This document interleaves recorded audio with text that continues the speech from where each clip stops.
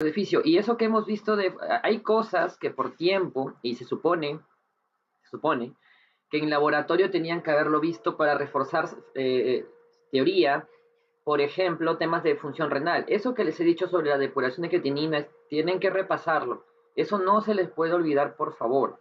Ustedes tienen que volver y volver y volver. El que les habla tardó en entenderlo, o sea, yo hubiera querido que alguien me explicase, entender eso, porque no entendía, yo pensaba que la glucosa no tenía depuración, por ejemplo, cuando ti tiene, porque filtra, pero de lo que filtra, ¿cuántos eliminados? Cero. Entonces su depuración es cero. Esas minimidades, que para algunos les puede parecer un tanto extrañas, pero ¿para qué me sirve? Créame que marca la diferencia entre entender y no entender algo. ¿Okay? No es tan, bueno, para mí no fue tan sencillo entenderlo. Esto de acá, todo lo que les explico lo entendí, sobre todo cuando estaba en quinto año de carrera. Entonces, por favor, si es que a uno de ustedes, yo sé que trabaja, tiene otras cosas que hacer, más allá de la clase, repásenlo, por favor. Repásenlo, ¿ok? Y si tienen dudas, pregunten. Aprovechen. Por algo también lo decimos de manera abierta, ustedes han invertido en esto, ¿no? Entonces tienen que aprovechar, por favor. No piensen de que porque no entienden mejor me quedo callado.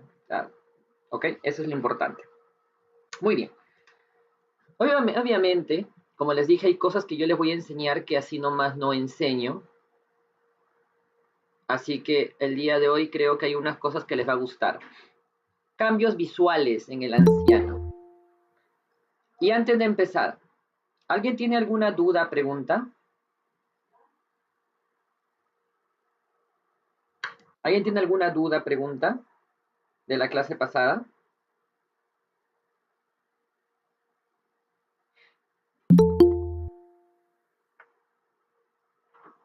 Ya, no hay dudas, no hay preguntas, no hay problema, perfecto. Muy bien. A ver, el anciano tiene presbicia. Eso sí es algo claro.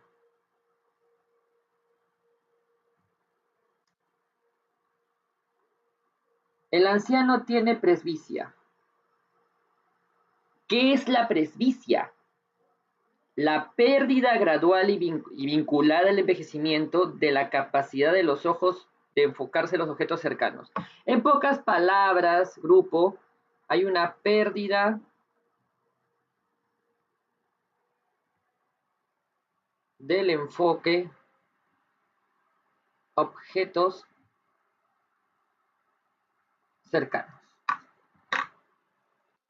Y aquí sí me voy a dar la molestia de demorarme un poco en explicarles. Quizá uno de ustedes ya domine fisiología ocular, pero yo lo dudo. Porque yo no se los he enseñado, y después de todas las quejas que he escuchado, no creo que se los haya enseñado en laboratorio. Así que vamos a recordar un poco este tema. Doctor, lo hemos visto en Anato. Ya, solo por si acaso. A ver, primero, recuerden qué es el reflejo fotomotor. A ver, obviamente no voy a preguntar cosas porque esta clase más va dirigida para que yo hable, pero espero que algunos recuerden que es el reflejo fotomotor. El reflejo fotomotor es la presencia de miosis, es la presencia de miosis, es la presencia de miosis. ¿Estoy grabando? Ah, ya sí, menos mal. No me está asustando. Ya. Es la presencia de miosis frente a un estímulo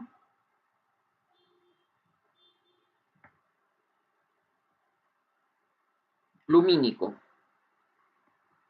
O sea, en pocas palabras, frente a la luz. ¿Y qué es miosis? Obviamente, ¿qué es miosis? Cuando la retina se hace chiquita y midriasis cuando se hace grande. ¿De acuerdo? Ya eso, doctor, ya lo sé. Por si acaso, se lo vuelvo a decir, porque a veces yo también terminaba mucho entre miosis y midriasis. ¿Quién provoca la miosis y quién provoca la midriasis?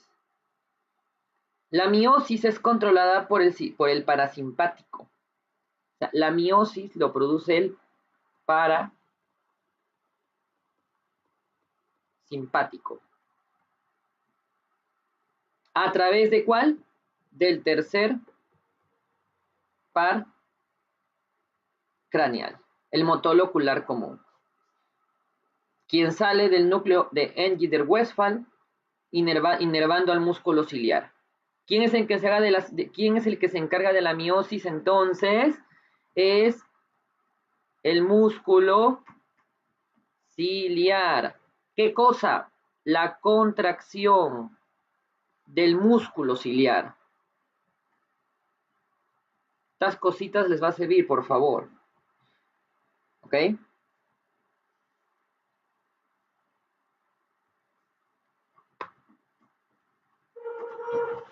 El músculo ciliar, su contracción, la contracción del músculo ciliar tiene dos funciones. La primera es la miosis. La segunda es la miosis, en pocas palabras, frente al estímulo lumínico. Me explico. Ahorita no le voy a explicar todo el paso de reflejo lumínico porque me demoraría. Sin embargo, les pido repasar y si alguien tiene alguna duda de esto, me pide y le mando una imagen. ¿Ok? Pero a ver, llega la luz, pasa por la retina. ¿Ok? La luz viaja a través del nervio óptico, el quiasma óptico, cintilla óptica y va finalmente al cuerpo genicular lateral, quien hace comunicación con los tubérculos cuadrigémenos superiores. Ahí tenemos a los núcleos rojos, y finalmente que la luz lumínica llega hasta ahí, o sea, a través de la neurotransmisión, ¿ok? Finalmente va a haber dos funciones. La miosis, ¿ok? O sea, va a haber un estímulo para la contracción del músculo ciliar, o sea, nuevamente, disculpen si lo estoy confundiendo, a través del estímulo finalmente a los núcleos rojos, hay una respuesta para que el músculo ciliar se contraiga. Hay una respuesta para que el músculo ciliar se contraiga, el cual la contracción del músculo ciliar a través del tercer par craneal tiene dos efectos, la miosis y el otro es la acomodación. La contracción del músculo ciliar produce la miosis, ¿ok? Y produce la acomodación. ¿Para qué es la acomodación? Para enfocar los objetos, tanto para una visión cercana como para visión lejana. La acomodación es justamente para poder visualizar los objetos cuando están cerca, cuando están lejos. ¿Ok? Muy bien. ¿Qué otra cosa quiero que ustedes aquí recuerden? A ver, hasta aquí, bueno, hasta aquí. ¿Alguna pregunta?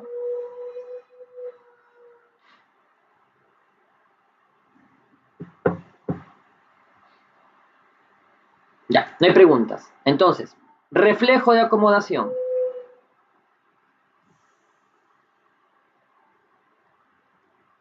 Reflejo de acomodación. La acomodación nuevamente, la capacidad de discriminar los objetos con la agudeza visual frente a la cercanía y la lejanía de dichos objetos. Si tienes un objeto de cerca, se acomoda tu visión para que puedas verlo. Si está de lejos, se acomoda para que puedas verlo. ¿Quién es el que me permite eso? La contracción del músculo ciliar. Muy bien, la contracción del músculo ciliar. Y ahora, miren acá. Obviamente no creo que me salga, no me va a salir tan bonito.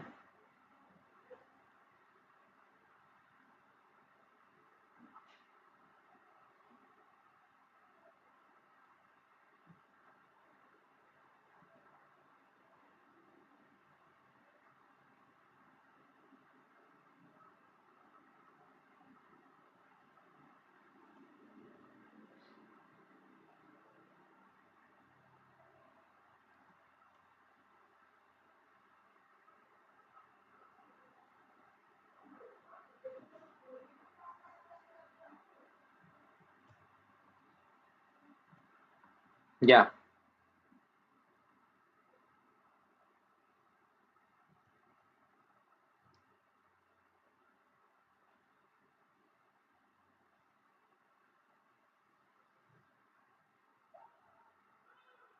Aunque se vea un poco bien feo. Esto de acá, esto de acá es la córnea. Esto de acá es el iris. Esto de acá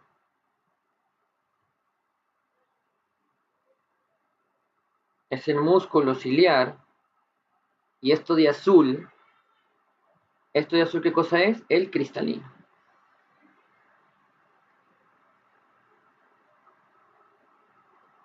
Ya. Muy bien. Es el cristalino. Ya. A ver. Ustedes quiero que también recuerden, ustedes quiero que recuerden algo. Por temas de refracción, miren, este es un objeto. Por temas de refracción, ¿ok? Cuando un objeto está a cierta distancia, por ejemplo, si está cerca, la refracción va a ser así. Y si el objeto está lejos, para verlo, la refracción va a ser así. ¿De acuerdo? O sea, cambia según esté cerca o esté lejos. Si está lejos, la refracción es menor. Y si está cerca, perdón, si está lejos, la refracción es mayor. Si está lejos, la refracción es mayor. Y si está cerca, la refracción es menor. ¿De acuerdo?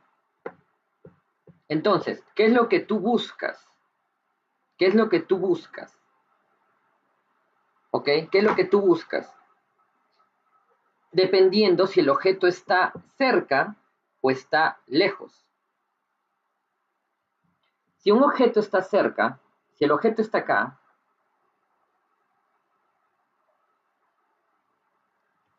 y por favor présteme atención aquí porque esto así nomás no se lo van a explicar. Porque esto es fisio, ya pasaron fisio. Y la refracción va a ser corta. Ya, imagínenselo así. Ya, quiero poner el objeto acá en el medio. Miren, acá está el objeto que están viendo. Está cerca, ¿cierto? Entonces, la refracción va a ser corta.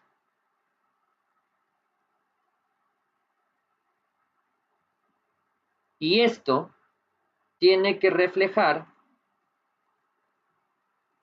¿Y dónde mirar? A la fobia. Esto de acá me olvidé decirles que es la fovea. Y la fovea es el punto donde tiene que llegar la imagen para que ésta pueda ser transmitida al sistema nervioso central y puedas ver el objeto. Si el objeto está muy cerca y la capacidad de refracción acá tiene esta forma, no va a enfocar bien. Entonces, ¿qué es lo que tú haces? Contraes el músculo ciliar. ¿Para qué lo contraes? Si tú contraes el músculo ciliar, si el músculo ciliar se contrae, el cristalino se abomba. Esto de arriba que está larguito ahora tiene esta forma. Si tú contraes el músculo ciliar, el cristalino se va a bombar. Por lo tanto, ahora el objeto que está cerca, al momento de querer refractarse, va a llegar y automáticamente y de una manera bien agradable va a reflejar y va a llegar a la fovea. Por lo tanto, para que puedas ver de cerca, necesitas que el músculo ciliar se contraiga. Y para ver de lejos es todo lo contrario. Si tú tienes un objeto viendo de lejos, ¿ok? Lo mismo, la refracción va a ser más alta. Entonces, imagínense que sería algo así. O sea, no puedes ver el objeto, lo ves borroso. Entonces, ¿qué es lo que tiene que hacer el músculo ciliar? Relajarse. ¿Para qué? Para que se alargue, para que aumente su diámetro longitudinal. Por lo tanto, si el objeto está lejos, obviamente, ahora sí, tiene que llegar a las puntas. Bueno, ya. mal dibujé, va, según vos. Entonces, para que así llegue a la fovea y puedas ver. Les voy a hacer una pregunta. ¿De quién depende que veas bien? ¿Del cristalino, del globo ocular o del músculo ciliar? ¿De quién depende?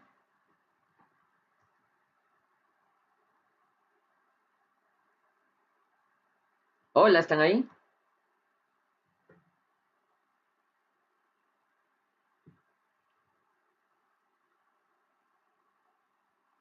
Hola. Del músculo ciliar. Del músculo ciliar. Del músculo ciliar. Del músculo ciliar. Así es. Depende de la relajación y la contracción del músculo ciliar para que puedas ver adecuadamente.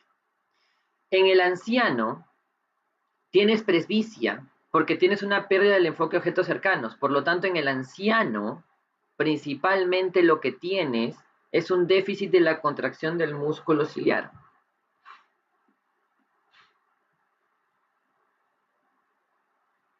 Ahora, la pregunta, ¿por qué usamos anteojos? Los anteojos que nosotros tenemos y usamos, creo que algunos de ustedes usan lentes, puede ser dos tipos.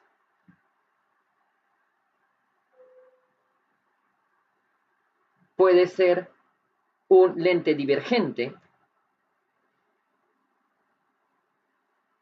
o un lente convergente. ¿Por qué los lentes tienen esta manera?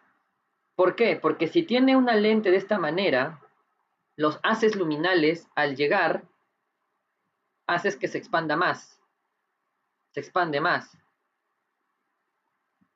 Mientras que los lentes convergentes, al llegar el haz de luz,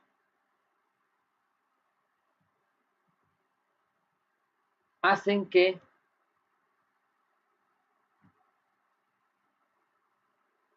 la refracción no se aleje, sino se acerque.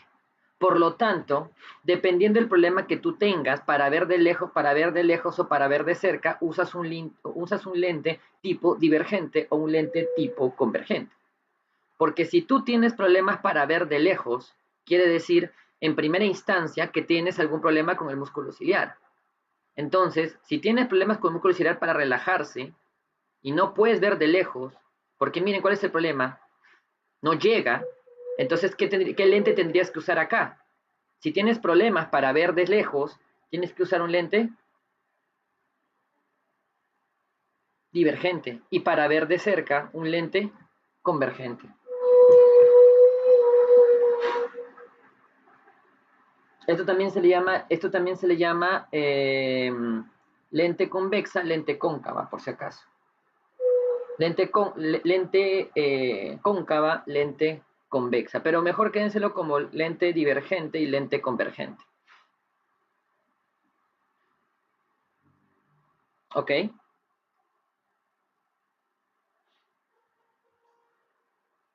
Obviamente cuando el cristalino cambia de tamaño, muy bien, cuando cambia de tamaño, el que se ve afectado finalmente es también la pupila. O sea, en pocas palabras, cuando el cristalino, el músculo ciliar se contrae o se relaja y el cristalino cambia de tamaño, obviamente también se ve afectado la pupila.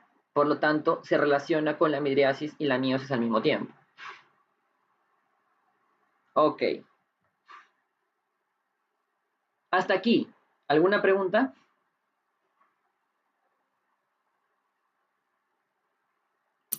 Profesor, ¿y las cataratas en los ancianos, eso se debería a alguna falla en el cristalino? Claro, claro. Las cataratas se deben a una falla principalmente en el cristalino. O sea, la catarata es una opacidad del cristalino. Entonces, ¿qué pasa si tú tienes una catarata? Simplemente una catarata hace que no pueda, o sea, por más que el músculo ciliar se contraiga bien o no, hay una opacidad en el cristalino para poder reflejar la imagen. O sea, no lo refleja bien. No lo refleja bien. Entonces, lamentablemente, por más que el músculo ciliar se contraiga adecuadamente y el cristalino se aumente su diámetro o se abombe, ¿ok? No va a poder aproximadamente ver. No va a poder ver bien la imagen, la va a ver borrosa. Ahora, voy a hacerles algo que también probablemente no les enseñen. O si les enseñarán en oftalmo todavía. No, en oftalmo ni siquiera me enseñaron esto. Ya, ¿qué sucede en la miopía? ¿Qué sucede en la miopía? A ver, ¿qué es la miopía? Es la miopía. La miopía se le conoce como la incapacidad para la visión cercana. Es la incapacidad para ver de lejos. En este caso, uno no puede enfocar objetos que están ubicados lejos. El paciente no tiene ningún problema, por si acaso, para ver de cerca, ya que contrae bien el cristalino. El problema aquí es cuando trata de relajarse frente a una visión lejana. Ahora, la miopía puede ser por dos problemas. Y aquí, por favor, traten de entender algo que a veces, bueno, en algunos pacientes ocurre, no en todos.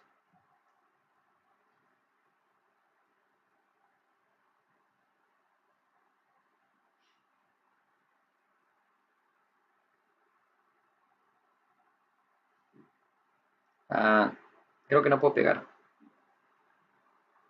No importa, ya. No puedo pegar. Ey, ya. No importa. A ver. Ya, igualito vamos a usarlo. Ya, no puedo ver de lejos. Si no puedo ver de lejos, es por dos motivos.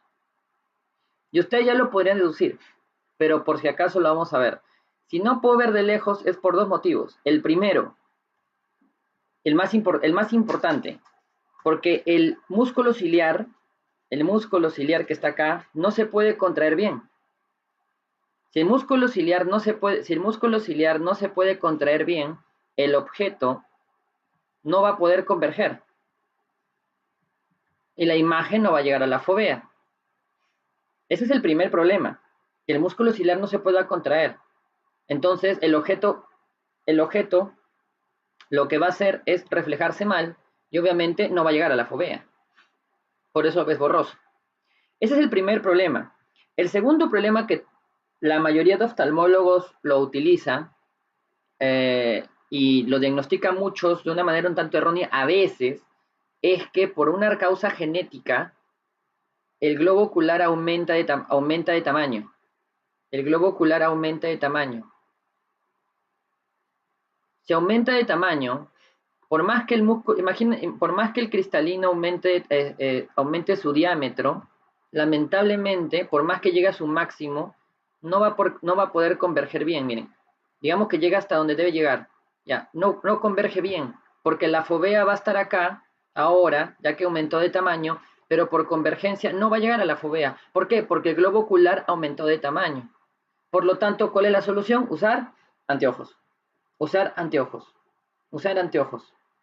¿Divergente o convergente? Obviamente en este caso es divergente, porque necesitamos unos lentes divergentes que permitan que no se expanda tanto la refracción, sino que caiga más chiquito para que sí llegue a la fovea. Ya estoy metiendo imagen por imagen. Ok. De acuerdo. Ahora, ¿cuál de los dos tienes tú? En realidad a veces no se sabe. A veces hay que hacer un tamaño de globo ocular. A veces hay que hacer tamaño de globo ocular, que algunos oftalmólogos lo hacen. Sin embargo, también se ha visto, y la operación que hacen, obviamente la retina, o la córnea, en este caso la córnea, ¿cómo les puedo decir? Lo liman la córnea para que tu córnea haga de un lente divergente. Bueno, en este caso, perdón, haga de lente convergente. Todo tu córnea hace de lente convergente para que funcione, reemplace al anteojo y tu córnea se vuelva como anteojo. Lo que hace con tu córnea es volverlo como un lente convergente. Lo forma como lente convergente, le da forma a la córnea para que la luz pueda llegar a la fovea. Para eso ve el tamaño de tu ojo. muchas veces las personas aumentan el tamaño de su globo ocular un poco por causas genéticas. Por eso es que no converge y por eso tienes miopía. Ahora, ¿cuál es el problema? Que no todas las personas tienen este problema. ¿Por qué les digo? A ver, según los oftalmólogos, el globo ocular, vuelvo a repetir, se hace más grande y por ello converge antes. Ya. Tampoco les falta razón, ya que miden tomográficamente la longitud del globo ocular y corroboran la hipótesis, dándoles algo de razón. Pero actualmente hay otras teorías y hay otros tratamientos, por si acaso. ¿Ok? ¿Cuál es la otra teoría? Que básicamente el músculo ciliar no se está relajando como debe ser. El músculo ciliar tiene un déficit en la relajación. Por lo tanto, al no relajarse, no aumenta su longitud. Al no relajarse, no aumenta la longitud. No aumenta el diámetro del cristalino. No se contrae. Ahora, les voy a preguntar, ¿ustedes por qué creen que necesito que razonen, por favor. ¿Por qué creen que el músculo ciliar no se está contrayendo, no se está relajando adecuadamente? Hay una razón.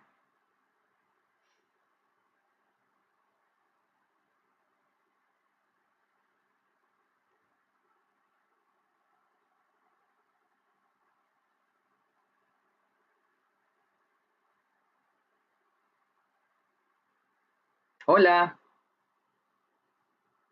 ¿Alguien? ¿Han entendido lo que he explicado hasta ahora? Al menos me pueden decir si lo han entendido.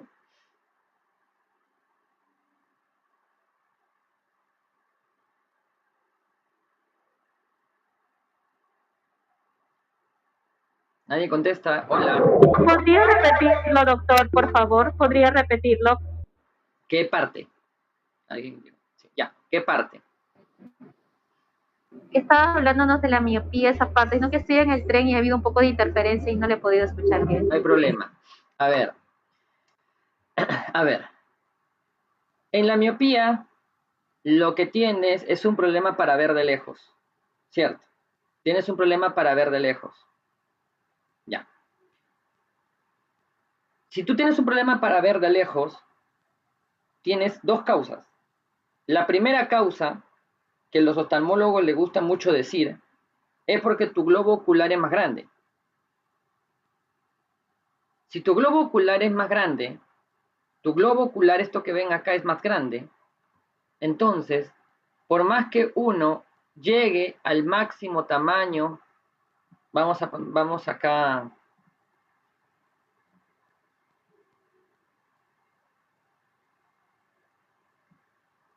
ya. Por más que uno llegue al máximo tamaño,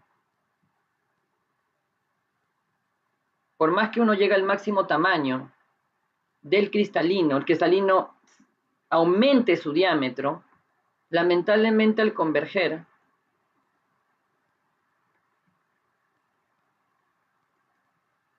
no llega o llega a otro lado. Porque ahora el globo ocular, y si quieren lo borro, es más grande.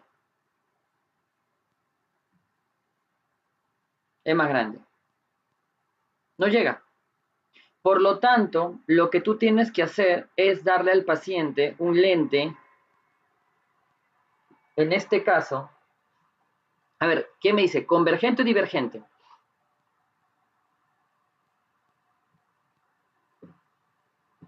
Divergente. Ya, muy bien, divergente. ¿Para qué? ¿Por qué? ¿Por qué divergente? Porque del otro lado tiene que converger. Ya, entonces es convergente para que obviamente la luz vaya más y le dé oportunidad para ahora sí converger en su punto.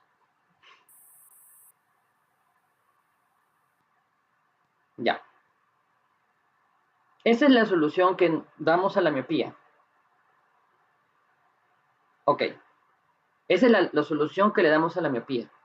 La idea es que converja en la fobia, llegue. Y la teoría más acertada es porque el globo ocular aumente de tamaño. Y nuevamente, ellos toman exámenes y generalmente sale aumentado de tamaño, lo que les da algo de razón. Pero, ¿qué sucede? ¿Cuál es la otra teoría que también está teniendo su posición. El déficit de relajación del músculo ciliar, o sea, el músculo ciliar no se relaja adecuadamente y al no relajarse, no permite que el cristalino aumente todo su tamaño. Y si no aumenta todo su tamaño, no va a poder converger bien, no va a poder refractar bien la luz de la imagen que ve y este no va a llegar a la fovea. Vuelvo a repetir, entonces, el músculo ciliar no se relaja adecuadamente. El músculo ciliar no se relaja adecuadamente.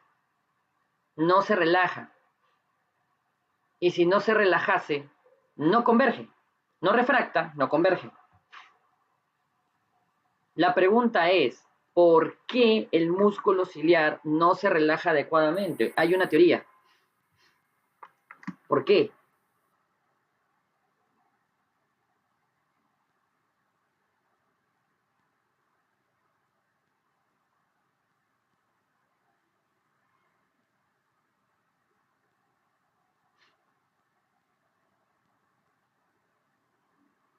¿Qué pasa si ustedes siempre están mirando de cerca? ¿El músculo ciliar se acostumbra a qué?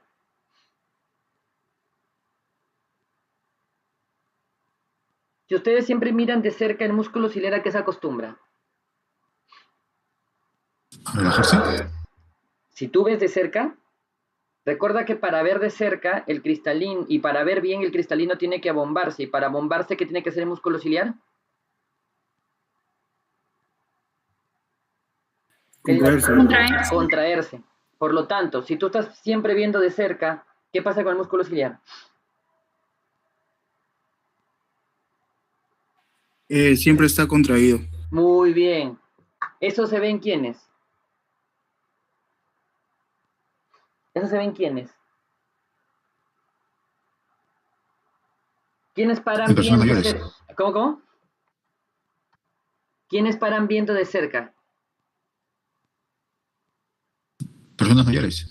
Ya, personas Los mayores. ancianos, ajá. Ya, pero antes de ser anciano,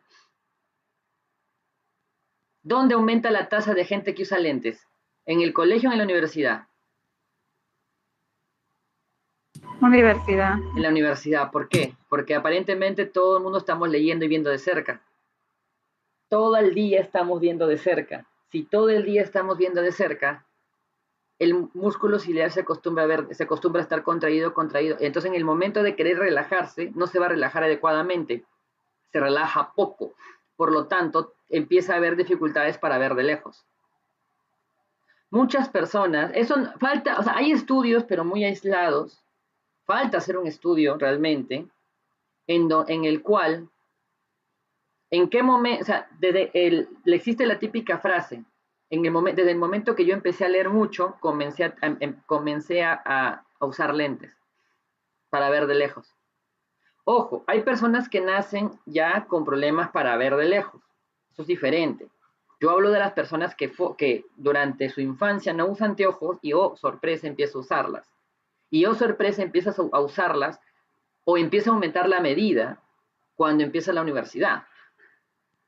¿Por qué empiezas a aumentar de medida? Ya, porque digamos que, doctor, mi medida es 1 punto y algo, pero después que ingresé a la universidad ahora es 3. ¿Por qué? Porque de lo que tu ojo se acostumbraba a contraerse y a relajarse, porque bueno, aumentó el tamaño de tu globo ocular, ahora, como estás cada rato leyendo, solo viendo de cerca, todo el día viendo de cerca, entonces peor aún el músculo ciliar está contraído, y para relajarse va a tener dificultades. ¿Dónde esta teoría se sobrepone? ¿Dónde esta teoría se soporta? En la época de la Segunda Guerra Mundial, debido a zonas en las cuales muchas personas, muchos soldados morían y había que mandar a soldados jóvenes, obviamente una de las razones para no entrar al ejército es usar lentes. O sea, se supone que para entrar al ejército tienes que tener una buena visión, pero a la falta de soldados enviaban a jóvenes a la guerra. Y muchos de estos jóvenes eran intelectuales, eran universitarios, que bueno, por servir a su patria, no tenían por qué ir, pero como faltaban soldados, iban, y al ir, obviamente, muchos de ellos usaban lentes. En el campo de batalla, por sobrevivir, tienes que ver de lejos, tú no vas a ver de cerca. Supone que en un campo de batalla tú tienes que ver al enemigo que está lejos. Muchos sobrevivientes de la Segunda Guerra Mundial que usaban lentes y fueron usando lentes, regresaron sin usar lentes para la miopía. ¿Por qué? Porque tanto acostumbraron su vista a solamente ver de lejos, o sea, pasaron de un estado de ver de cerca, intelectualmente a leer libros, pasaron a un estado de ver lejos para sobrevivir, que el músculo ciliar comenzó a contraer, comenzó a relajarse más.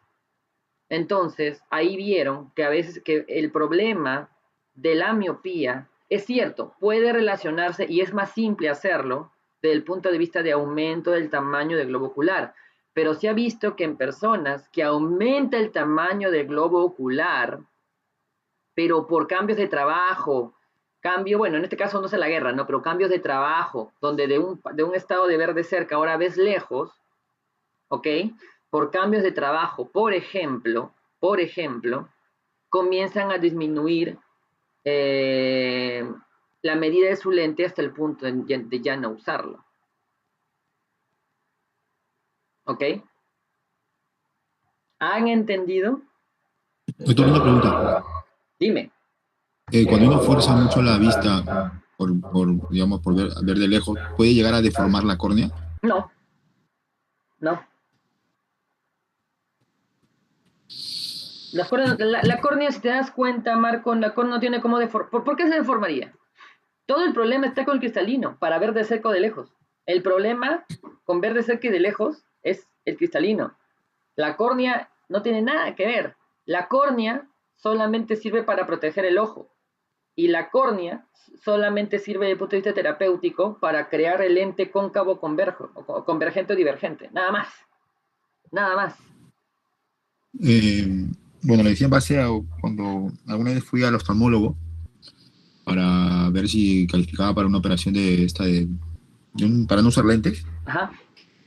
Y bueno, no califiqué por el hecho de que había estado, según el oftalmólogo, había estado forzando la vista tanto tiempo que ya mi córnea estaba más delgada, me parece que era el término. No. Lo que pasa es que tú tienes. No. No sé por qué usan esa razón. A ver, tu córnea está delgada, punto. No es que tú es que date cuenta, Marco, está bien, podría equivocarme yo, pero vamos a la lógica. ¿Cómo se deforma? O sea, ¿de qué manera por ver de cerca, dónde, en qué momento de la visión de cerca o de lejos tocas a la córnea? No sé si me entiendes. Me refería al hecho de si deberías usar lentes y un tiempo no los usas. Simplemente no ves, porque igualito, la córnea no hace nada.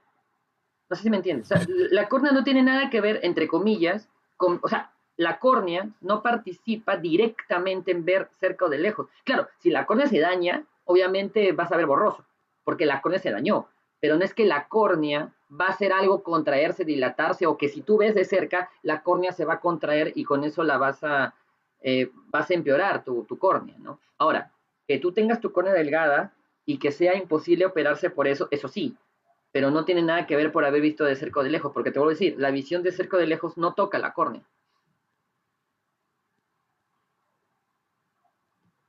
Ok, doctor, gracias. No, y te lo digo como te digo nuevamente, por el tema de la lógica, ¿no? O sea, por ese tema. O sea, no hay algo más que eso. Doctor, no, a mí me ha dicho, pero ya, porque miren, cuando yo me fui a ver el ojo, rapidito les digo esto, a mí lo primero que dijo un oftalmólogo es que no me pueden operar. No me dijo ni siquiera la razón, me dijo que no me pueden operar. Me revisó y me dijo, creo que también me dijo algo de mi córnea, ¿ya? Bueno, tampoco te voy a mentir, no es que me haya dicho que mi córnea es delgada, no recuerdo, pero una razón clara no me dio. O sea, me hizo mucho chamullo para decirme que no me pueden operar. Y yo sí quería, no quería usar lentes. El tema es que no me gustan, ¿no? Nada más. Ya, de ahí fui a los 2 años, después del internado, fui con una doctora. Y la doctora me dijo, depende del grosor de tu córnea. Hay gente que nace con córnea delgada, hay gente que nace con córnea gruesa. Se acabó. Así simple, ¿eh? ¿De qué depende? Córneas finas, córneas gruesas. Así se llama. y tiene que ver con un grosor, con un punto de corte creo que de 500, ya, no soy oftalmólogo, ya, pero eso sí ya se va más allá por su área. Entonces, eso, ¿de acuerdo? Entonces, me hizo el mapa, mi globo ocular era un poquito, mira, solo un poquito más elevado de tamaño. ¿Eh? Ella me dijo, mira, qué curioso, tu globo ocular está un poquito más elevado de tamaño. Estaba grandecito, pero un poquito más, mi globo ocular. Pero mi córnea sí cumplía los requisitos para poder operar. Y oh sorpresa, mi caso, pero yo no puedo obviamente mi caso llevarlo a todos, por si acaso, no puedo hacer eso, ¿no? Pero en mi caso, yo comencé a usar lentes en la universidad, justo después de terminar fisio, porque después de fisio comencé a leer, así, como lo escuchan. Ya no tengo por qué volver a repetir mi historia, pero ya deben imaginarse que yo comencé a leer de verdad después que terminé fisiología. Y después que terminé fisio, comencé a usar lentes. Me empezó a doler la cabeza, a usar lentes. No, perdón, me comenzó a arder la vista, doler la cabeza, y me fui al oftalmólogo, oh sorpresa, lentes. En pocas palabras, sí, en el cole lo único que leí fue Harry Potter, por si acaso, así que ya, por eso les digo todo. Entonces, a lo que quiero llegar es que, ojo, no estoy diciendo que los que sean oftalmólogos está mal su tratamiento, por si acaso yo hablé con la doctora sí me dijo es posible, pero ¿cómo te hago para que entrenes tu músculo ciliar? O sea, esa doctora que me tocó, que me operó, ¿no? Por eso yo no uso lentes, lo máximo, sabía fisio, poco, gente así, y me dijo, ¿no? La teoría es buena, que ya la conocía, pero ¿cómo hago? ¿Cómo te entreno un año? ¿Cuánto tiempo tendré que entrenarte para que tu músculo ciliar se entrene y ver de lejos? Por eso es que a muchos oftalmólogos recomiendan que si tú eres miope, no siempre estés viendo de cerca, sino por un momento te relajes tus gotas, lágrimas artificiales y veas de lejos un momento. No hagas todo el día ver de cerca. Por un momento, por 5 minutos, descansa la vista y mira de lejos. Sí, aunque no lo crean, es algo que yo hago. Yo a los minutos de descanso no sigo viendo la laptop, sino a los minutos de descanso voy y empiezo a mirar de lejos, para entrenar mi vista de lejos. Ya. Y bueno, hasta ahora me va bien. Entonces, esa teoría máximo no va a llegar, no es posible, no lo veo, a que empieces a entrenar niños para que ya no los operen la vista y empezar a ver de lejos durante un año. No es posible, no es práctico para la vida. Sin embargo, una teoría que parece que está funcionando es que aumentan la medida, motivo de la cual fuerzas más, o sea, sigues viendo más de cerca. En cambio, las personas que podrían comenzar a ver de lejos de cerca, en el momento del descanso, no aumentan la medida. Doctor, pero eso no está protocolado y nunca le he escuchado decir a un oftalmólogo. Bueno, yo sí, a mi oftalmóloga, por ejemplo. ¿Está protocolado? No, pero la ciencia avanza y no hay estudios de eso, ¿eh? No hay estudios. A nadie se le ha ocurrido. Yo estoy viendo cómo hacer uno, sí, estoy viendo yo cómo hacer uno, pero poco a poco, ¿no? Poco a poco, porque quiero ver cómo hacer las preguntas y obviamente esos estudios a veces van a ser un poco mal vistos por los oftalmólogos porque van a pensar que le quitamos la chamba cuando realmente no es así, ¿no? Simplemente es agregarle un extra tratamiento. Por favor, mira de lejos también aparte, ¿no? Porque nada va a cambiar, no creo que nada mejore, nada cambie por el momento de la cirugía. Ok, pero eso a que no la sabían. Ok, ¿han entendido? Por favor, díganme y no se queden callados.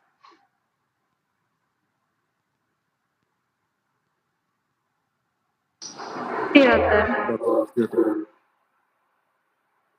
Muy bien. Entonces, como les digo, a eso no se lo van a enseñar nunca.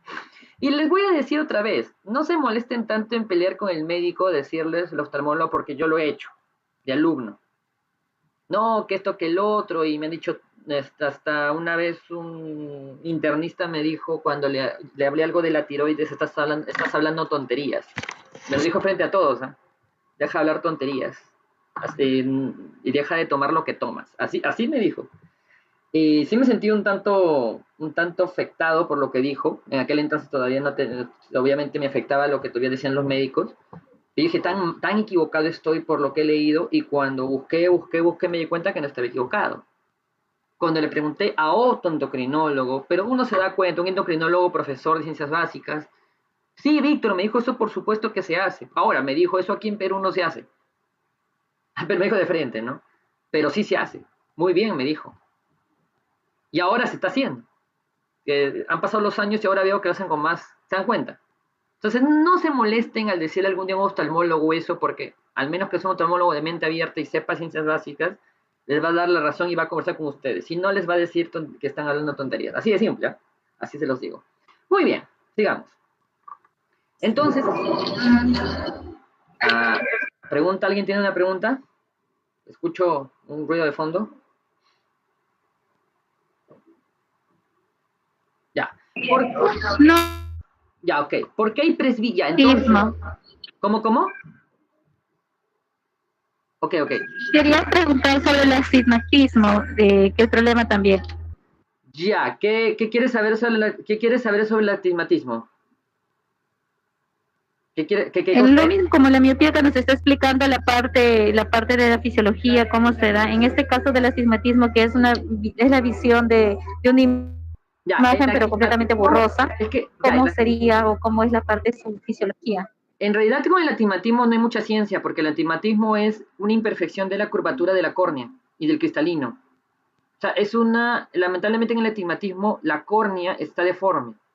Entonces, para entender la fisiología de eso, siempre tienes que entender que si el cristalino está deformado, al abombarse, al aumentar su diámetro, simplemente no va a converger, no va a diverger bien. Nada más. ¿Y por qué no hay operación? Porque si la córnea está deformada, no hay cómo pulirla para darle forma como lente. No hay más ahí. O sea, el astigmatismo es un error de la refracción del ojo. Provoca una visión borrosa. ¿Ok? ¿Por qué? Porque simplemente no se puede, está deforme. Ya está deforme, no converge y no refracta bien. ¿Ok? Entonces, mira, la verdad es que no hay más que te puedo decir ahí del astigmatismo. Quizá por ahí algo que buscando, no, ni siquiera en mi libro de fisio he hablado del astigmatismo. Sería bueno, pero no hay mucho ahí. O sea, como comentario, podría ser un cuadrito de comentario, pero lo voy a apuntar. Ya, como comentario. Pero sí, eso nada más. Errores en la refracción del ojo. Ok. Ahora, ¿por qué? Ya, les expliqué todo esto para que ustedes sepan algo más de fisiología, ¿no? Y fisiopatos de la miopía. Finalmente, ¿por qué el anciano tiene presbicia? La pérdida del enfoque a objetos cercanos. ¿Pero por qué? Ya, en el anciano es porque hay una pérdida de la elasticidad del cristalino y atrofia del músculo ciliar. Ahora ya entienden por qué. O sea, hay una atrofia del músculo ciliar y hay una pérdida de la elasticidad del cristalino. Por lo tanto, el cristalino ni aumenta su diámetro y sobre todo no se abomba bien, y el músculo ciliar se atrofia y no se puede contraer bien. Principalmente el problema con el anciano es la presbicia, pero también tiene miopía. O sea, también. Entonces el problema es mixto, ¿no? De ambos lados. Muy bien. A ver.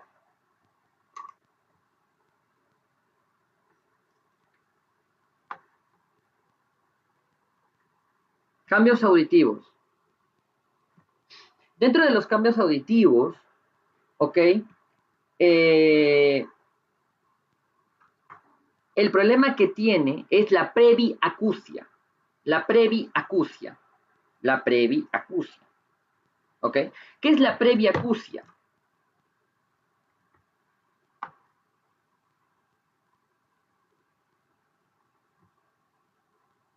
La prebiacusia es el deterioro del sistema auditivo. Pero ojo, el anciano no escucha sonidos agudos.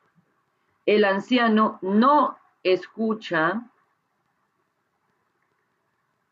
sonidos agudos, pero sí escucha sonidos graves. Por eso es que a veces el anciano escucha, dependiendo de la persona que habla.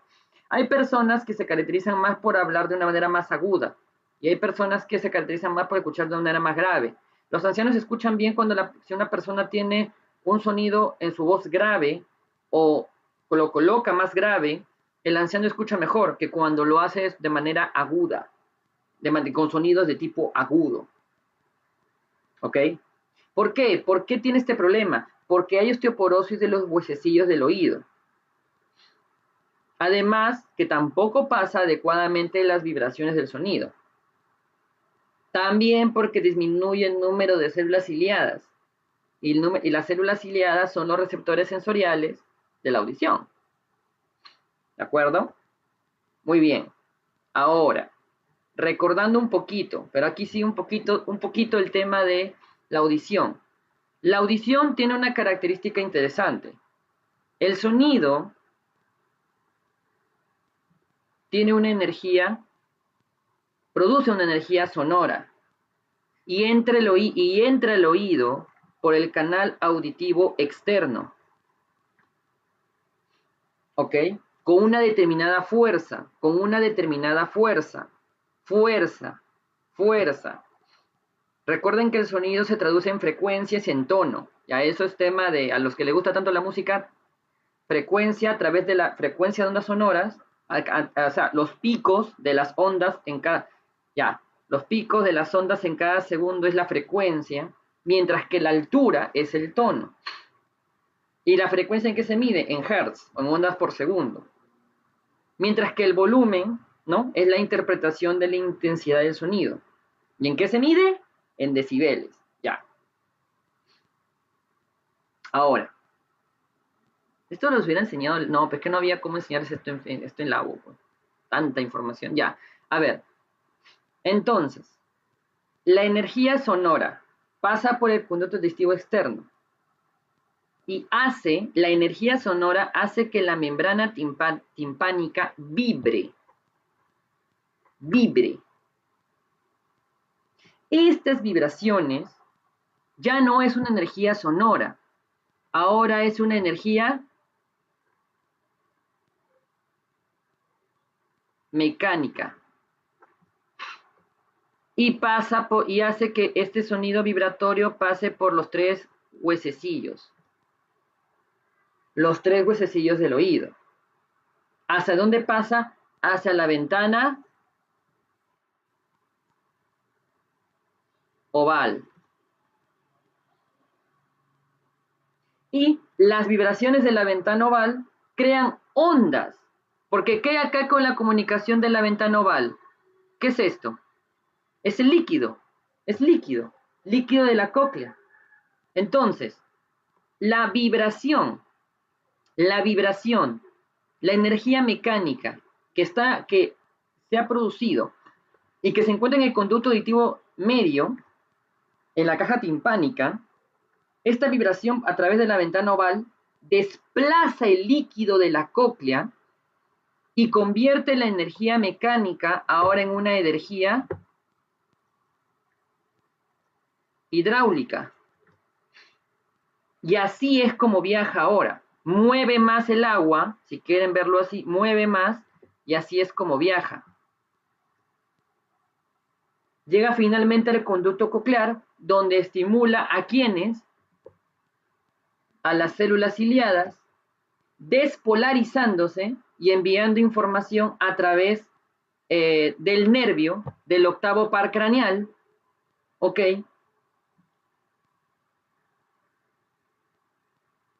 Del octavo par craneal hacia el sistema nervioso central.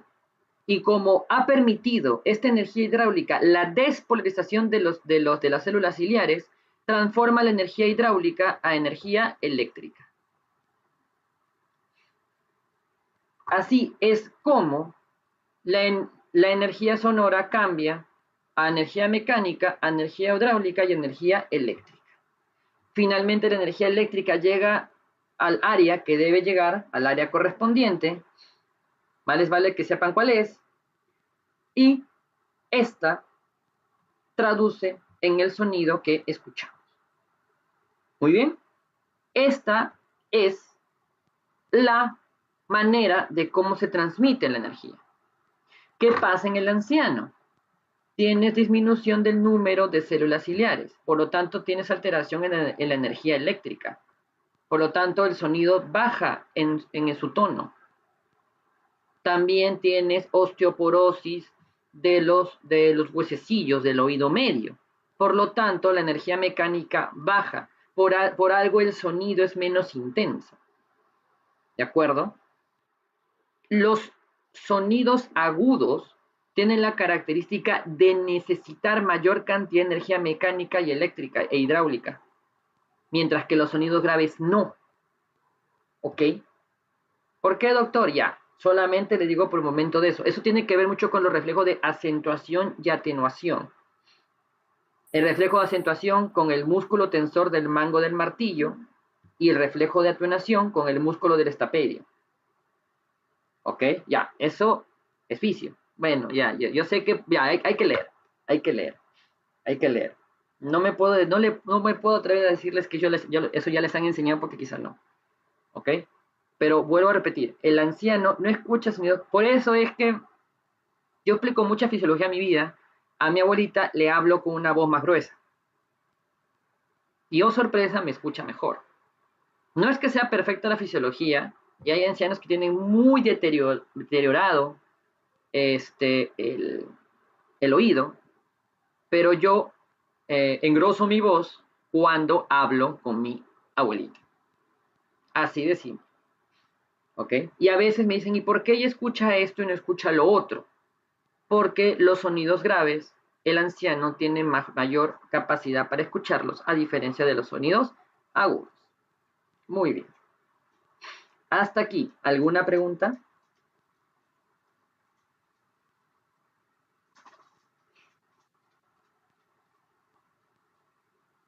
Ya, esto de la transformación de energía sonora, mecánica, hidráulica, eléctrica, no creo que se los enseñe. No creo. Y tampoco se los he enseñado a los de fisiopato porque no hay tiempo. O sea, necesito tener tiempo, si se dan cuenta, para enseñarles estos puntos. Muy bien. Si ya no hay más preguntas, entonces un descanso de 10 minutos. ¿Ok? Un descanso de 10 minutos para vernos a las 9:10. ¿Ok? Solo una consultita. Esos audífonos que hay, esos audífonos que venden, que son medicados por un especialista, ¿son factibles para una paciente, una adulta mayor? Sí, claro, pero siempre, bueno, en realidad sí. Siempre, el problema es cuando el otorrino realmente le haga exámenes. A veces no es tan sencillo saber cuál es la disminución en la frecuencia, en el tono o en los hertz que escucha un anciano, por lo tanto hay que hacerle un buen examen. Y sí, son útiles. Lo que sucede es donde yo he visto, aunque no he visto mucho, no he visto mucho, ¿para qué mentir? Pero lo que yo he visto es que cuando hay otorrinos que no les hacen unos exámenes adecuados, creo que les hacen exámenes rutinarios, cuando cada paciente necesita a veces una individual o una personalización de exámenes, y les dan sus audífonos y no le funciona. Yo tenía un familiar que no le funcionaban los audífonos y decían que era una tontería, cuando realmente el problema es que este anciano tenía cierta peculiaridad con la manera de escuchar y que con los audífonos imagínense esto ya, el anciano ni siquiera escuchaba bien los sonidos graves, ya no escuchaba ni los agudos ni los graves, y solo le dieron para sonidos agudos. Entonces igualito, lo mismo que nada. Porque la mitad de la tercera parte de los sonidos que tenemos que escuchamos son graves, no son agudos. Entonces, no funcionaba, pues. También para ver dónde está el problema. Hay también un deterioro completo de células ciliares. Para eso necesitan otro tipo de tratamiento. Hay otro en la cual tienes una osteoporosis masiva en cuellos del oído. Otro tipo de tratamiento. Entonces, hay que ver eso. ¿Ok? Sí, doctor, gracias. Y una última pregunta que le iba a hacer, pero ya ha pasado el tema y no quería interrumpirlo. Por ejemplo, cuando hacen la evaluación de la visión, los exámenes que te colocan, ¿no? 20/20, etcétera. ¿A qué se refiere eso? Bueno, no sé, pero alguna vez me hicieron en el colegio y después obviamente comencé a utilizar lentes y ya no tenía esa medida. ¿A qué se refiere? Ya, o sea, te refieres a cuando... te refieres a cuando les haces unos exámenes de ver las letras. Sí, y te ponen esas cantidades, ¿no? Ya. A ver, en este caso, el 20/20 es un sistema de anotación. O sea, es un sistema de anotación. Ya. Y el numerador 20, o sea, 20/20. Primero el numerador, 20, ya. El numerador. El numerador significa la distancia a la cual fue diseñada el test, que es a 20 pies. 6 metros ya, 6 metros. Y el denominador, el otro 20, se refiere a la distancia en la cual nuestros ojos deberían leer el tamaño de la letra. O sea, nuevamente, el 20 significa la distancia para la cual fue diseñada la prueba, 6 metros. Mientras que el denominador, a la distancia a la cual nuestros ojos deberían leer ese tamaño de letra. Si una persona tiene una visión de 20 sobre 20, quiere decir que tiene una buena agudeza visual. Ya, ¿qué quiere decir? Que está leyendo a unos 6 metros una letra cuyo tamaño debe ser leído mínimo a 6 metros. Nuevamente, si estás leyendo, si tienes 20 sobre 20, quiere decir, estás leyendo letras que deben ser vistas realmente a 6 metros. O sea, estás leyendo lo que realmente debes leer. Si una persona tiene el clásico, por ejemplo, ¿cuánto te pusieron a ti ya? 20-15. Ya, por ejemplo, ya, 20-15, 20-40. Ya, estás leyendo a 6 metros una letra que debería ser leída no a 20, sino a 15. O sea, tienes mala agudeza. Si tienes 20 sobre 10, estás leyendo a 6 metros una letra que debería leerse a 10, o sea, más cerca. Tienes 20 sobre 100, estás leyendo a 20, estás leyendo a 6 metros, ¿no? Estás leyendo una palabra que debe haberse leído, que se lee en 10, en 100. ¿Se dan cuenta? O sea, eso cambia. No sé si me han entendido. O sea, peor es.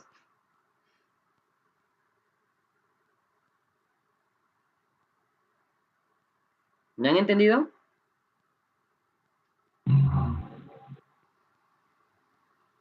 Hola.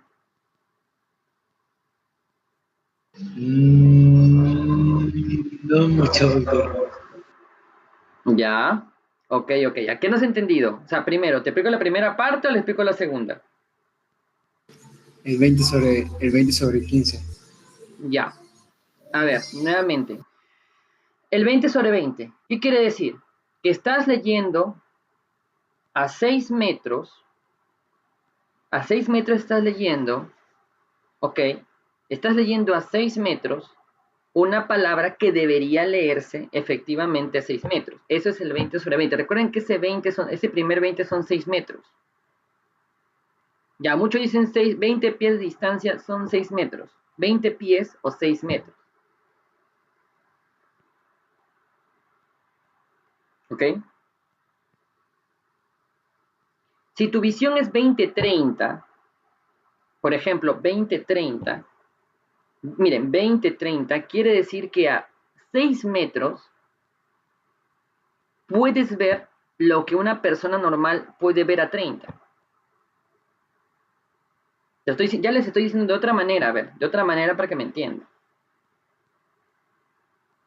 Si tu visión es de 20-30, quiere decir que a 20 metros, a 20 pies, o a 6 metros, puedes ver lo que una persona normal ve a 30. Ya, y si es 20-15, quiere decir, 20-15, quiere decir que a 20 pies, a 6 metros, puedes ver lo que una persona normal puede ver a 15. Tú a 20 metros estás leyendo lo que una persona normal puede ver a 15.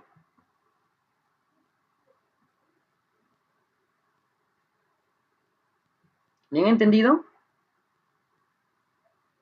¿Todavía no? Díganme, normal, ¿ah? Porque nuevamente estas cosas son un poquito más complicaditas de entender, aunque no lo crean. Doctor, eso significaría, a ver, para poder entenderlo, a mayor, es decir, si el 20 sobre 20 es lo óptimo, ya, pero si el denominador, el 20 sobre 15, se supone que está bien la visión, y si es mayor a 20 sobre 30 o 100, tiene mala visión y necesita tratamiento o algo así, claro. O en este caso lentes. Claro. ¿Está bien? ¿Así lo estoy interpretando bien? Claro. Ok, entonces esto me estaba confundiendo.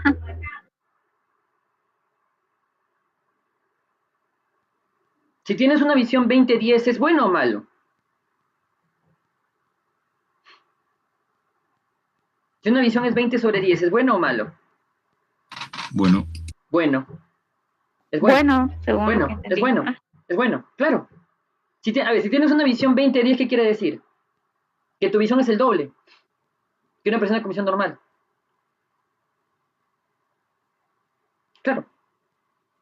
Es el doble. Pero si tienes 20-100, no, pues, al contrario, tienes una agudeza visual deficiente. O sea, mientras aumente el número del denominador, tu agudeza visual es peor. Entonces 25 vendría a ser bueno también. Sí. Sí, aunque no hay, bueno, ahorita al menos, en estos momentos, mi memoria no se acuerda.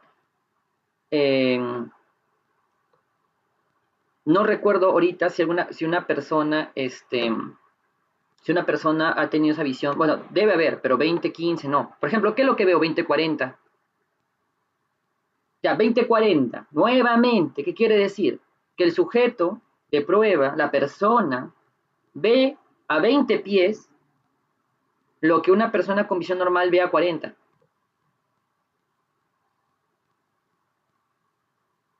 ¿20 sobre 40? Sería que, ¿Cómo? Que sería la mitad de su capacidad. Claro, algo así. claro. Has perdido la mitad de tu capacidad para ver de lejos. Claro. Una visión 20-40, ¿qué significa entonces? Que un sujeto ve a 20 pies lo que una persona con visión normal ve a 40.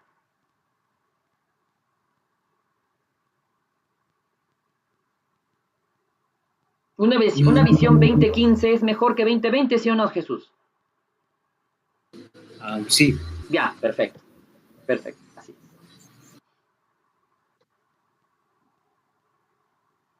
Muy bien. O sea, quiere decir 20-100. Tienes una visión, o sea, 20-100. Tú ves a 20 pies ves lo que una persona con visión normal ve a 100. A 100 pies. Está bien, está bien, está muy Claro, avanzada esa vista. Claro, así es. Así es. Así es. Muy bien. El 20 sobre 200 es casi ceguera, por si acaso. El 20-200 es malísimo, es casi ceguera. Para prueba de conducir, ¿cuánto a ustedes les han aceptado? ¿Quién de ustedes conduce? ¿Cuántos de ustedes les hablo? Yo cambié mi licencia, yo tenía 20-40 antes de operarme. 20-40, y por eso usaba lentes. 20-40. Creo que el estándar para la licencia de conducir es 20-30. Claro, si tú tienes 20-30, no te fastidian en la licencia de conducir. Pero si tú tienes por arriba de 20-40, ya no, ya tienes que usar lentes obligatorio y eso se pone en tu registro, en tu licencia de conducir.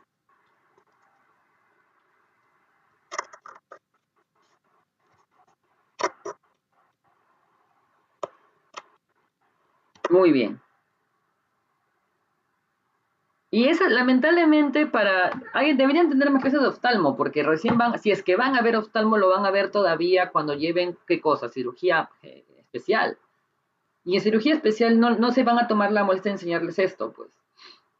También nunca me enseñaron, lo de la visión, A mí en mis clases de oftalmo de frente a sala a ver operaciones de cataratas, pero si yo no entendía qué es divergencia, convergencia, ¿por qué usas un lente cóncavo, un lente bicóncavo o convergente, ¿no? Por ejemplo. Entonces, ¿de qué me sirve, no? ¿De qué me sirve? Muy bien. ¿Alguna duda hasta aquí? ¿Alguna otra duda? Aprovechen,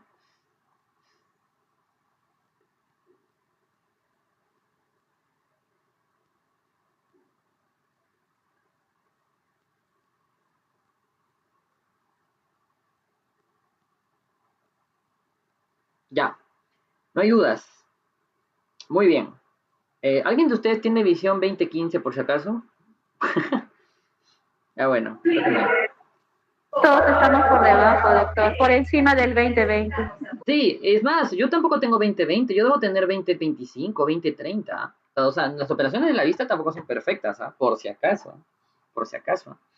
No creo que tenga yo visión perfecta tampoco, por más que me han operado.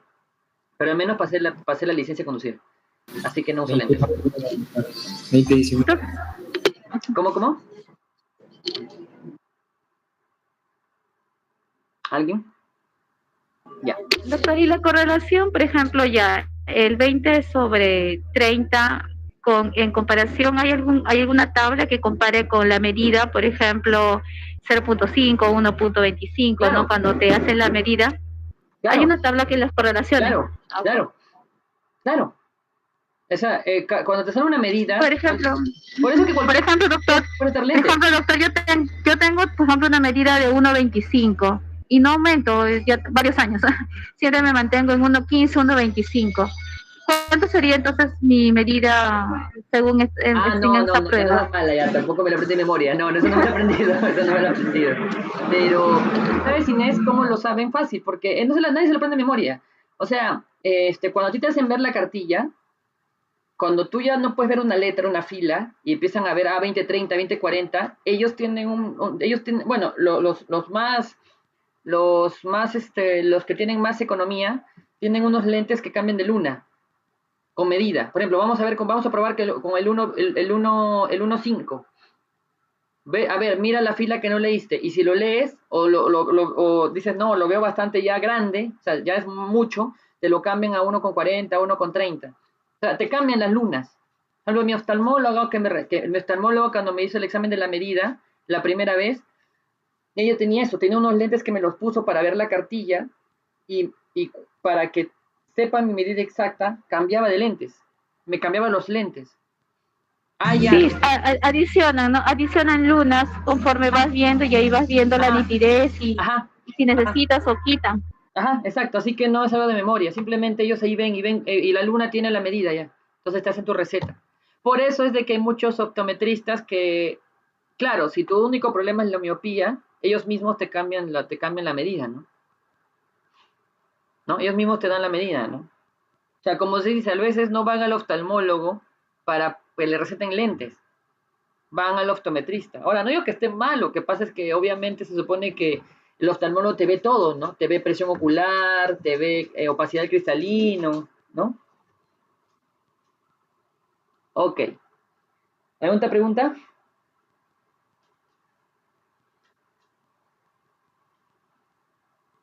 Lo que pasa es que los oftalmólogos, o sea, lo que pasa es que no es fácil encontrar un oftalmólogo clínico. Eso también mírenlo. O sea, el otorrino, el oftalmólogo, no son muchas veces clínicos, son sobre todo quirúrgicos. Claro, y se le entiende, pues no saben cuánto está una cirugía catarata, está a 10.000 soles, está plata. Ha bajado, hay competencia, pero digamos que es un precio ahí, un lugar caro, ¿no? Por ejemplo, mi oftalmóloga costaba la cirugía de catarata algo de 9.000 soles, pero he visto de otros precios. Mi cirugía ocular costó 3.000, pero yo he visto cirugía láser a 1.200, o sea, ya. Ahora, con eso que quiero decir, que o sea, el oftalmólogo se entrena para operar, por eso hay subespecialistas en córnea. O sea, me acuerdo que una vez un oftalmólogo, claro, una vez le hicieron una pregunta a un oftalmólogo y el oftalmólogo dijo, no, eso yo no sé, yo soy especialista en córnea. Y yo me acuerdo que le comenté a mi compañero en voz baja que, y por eso no puede preguntar algo, no puede responder algo de otro tema del ojo. ¿Se dan cuenta? O sea, llegan a ese punto. O sea, es lo malo cuando ya demasiado te casas con la subespecialidad, ¿no? Ya subdivides mucho a un cuerpo en partes, ¿no? Pero bueno, se le entiende también, porque a veces buscas una buena medida económica y ser oftalmólogo de retina te da plata. Entonces, por eso es que mi primer oftalmólogo que tuve y que me choteó, ni siquiera quiso operar, era un especialista en, ¿cómo se llama? Glaucoma. Mal, pues. No debí de haber ido con un especialista en glaucoma. En serio, debí haber ido a un oftalmólogo especialista en otra área, en retina, pues ya. Justo la oftalmóloga que me operó era una oftalmóloga, no tenía su especialidad, era una oftalmóloga general, digamos, ¿no? Pero ella más enfocada a operar catarata y retina. Y era clínica. O sea, la única oftalmóloga de la clínica que he visto en mi vida. O sea, ella opera, gana bien, pero aparte que es clínica. Entonces, ya saben, siempre cuando ustedes tengan sus profesores, sepan distinguir, ¿no? O sea, aprovechen el profesor que tengan. Si es un quirúrgico, Explótenlo más por ese lado, ¿no? No se molesten tanto en preguntarle cosas clínicas porque probablemente no les va a responder. Muy bien.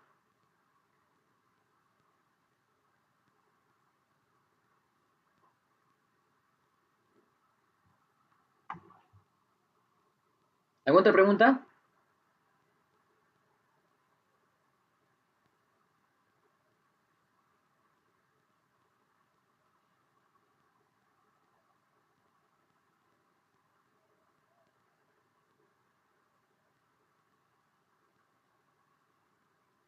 Listo. Bueno, se nos fueron 10 minutos. Ya, los veo 9:30. ¿Ya? 9:30 para ver la última parte de anciano, que es hueso y endocrino. Y anemia lo hacemos el viernes con calma. No se preocupen, ¿ya? Que eso no nos perjudica en nada, pero la idea es que aprendan. Muy bien. Entonces los veo a las 9:30.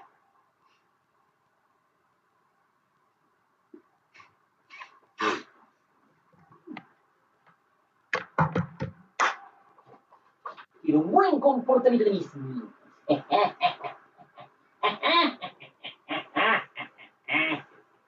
Mission es Mission. Anda. Flora, ¿aún vives? ¿Aún respiras?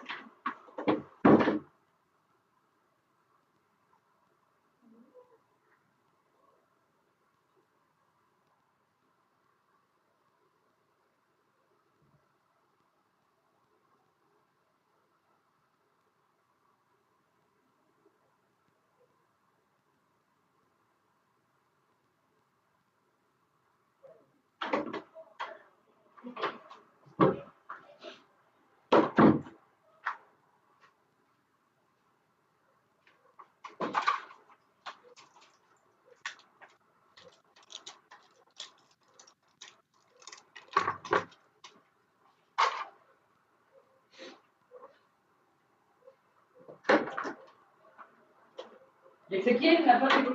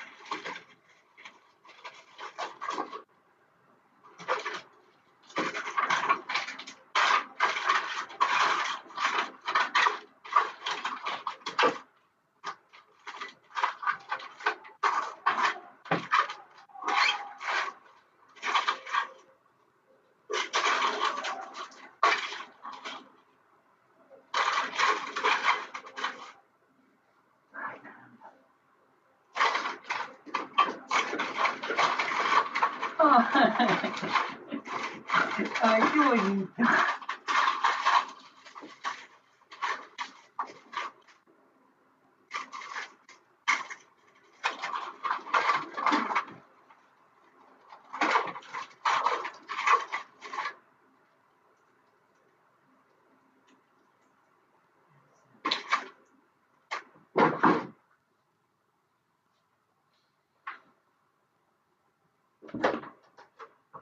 Toma, toma, toma.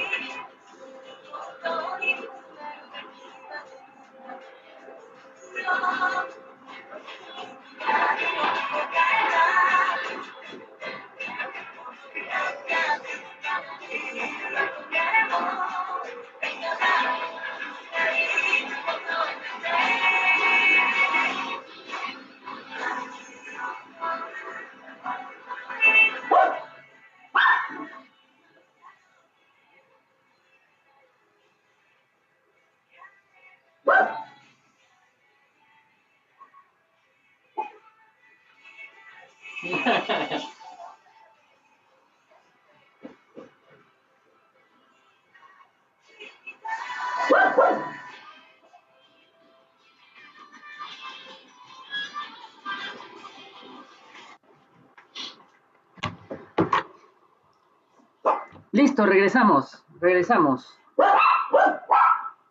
We return. Sí, no sé si sí se dice, pero tengo que justificar mi británico. Ya, a ver. Muy bien. Entonces, ahora, donde me quedé, ya tenemos cambios acá, cambios allá. Ya. Cambios endocrinológicos, entonces.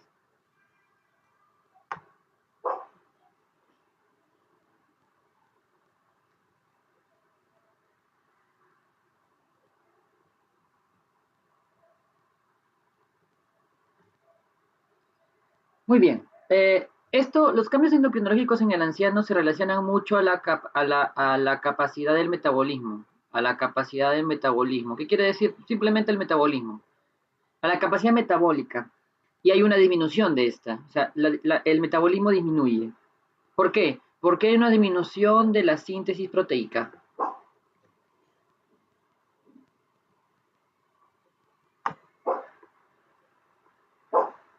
Hay disminución de la síntesis proteica.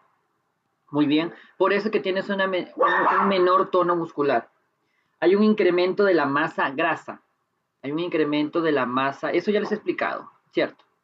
Hay un incremento de la masa grasa. Hay una pérdida de fuerzas y masa muscular. Y una disminución de la densidad mineral ósea. ¿Ok? ¿Cuáles son los dos órganos más comprometidos en el anciano? El páncreas, ¿ok? Al disminuir la secreción, un poco la secreción de insulina, pero no por ser anciano se va a elevar tus niveles de glucosa por si acaso. No existe prediabetes del anciano, ¿ok? Lo que existe es prediabetes en el anciano. Recuerden que la palabra del dan a entender como si es normal que lo produzca. No, es en él, así que no hay prediabetes del anciano, pero sí es cierto que la capacidad de secreción de la insulina baja, lo cual es compensada con una disminución del metabolismo, por si acaso, y disminución de la función tiroidea. Es cierto que ahorita me podría molestar en explicarles todo lo que es la función tiroidea, hiper o hipotiroidismo. Sin embargo, quiero dejar eso para la clase de hiper e hipotiroidismo que vamos a tener. ¿Ok? Muy bien. Así de simple.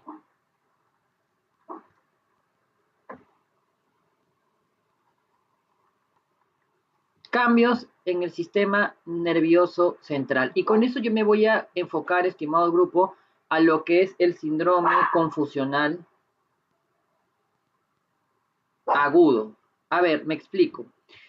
Cuando un anciano llega a emergencia y el anciano se encuentra con un síndrome confusional agudo, ¿qué quiere decir? No reconoce personas, se está durmiendo, habla incoherencias, no sabe, no reconoce, vuelvo a repetir, ¿no? No sé quién eres tú, me están trayendo, se pone agresivo, no reconoce, vuelvo a repetir, o sea, no, mi abuelito no reconoce, no sé qué está pasando ahorita, está que se duerme, está agresivo, no sabe quiénes somos, o sea, síndrome confusional agudo, ¿ok?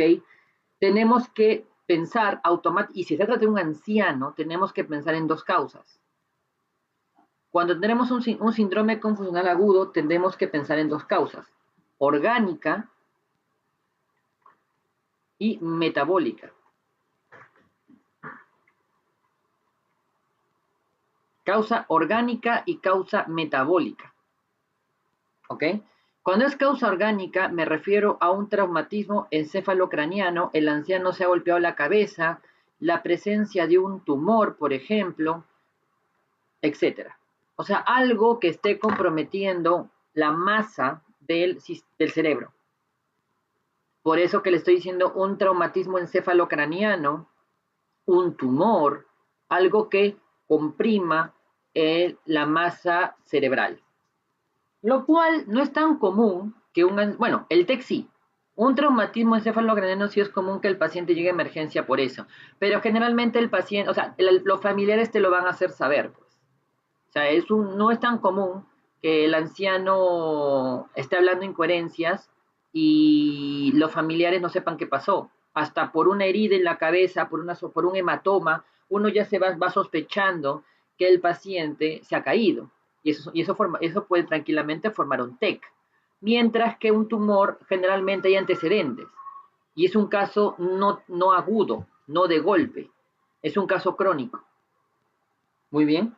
Entonces, lo más común cuando tú sospeches en un síndrome confusional agudo orgánico, pensar en TEC. Cuando sospeches de un síndrome confusional agudo orgánico. Cuando es metabólico, aquí se pone la cosa más interesante.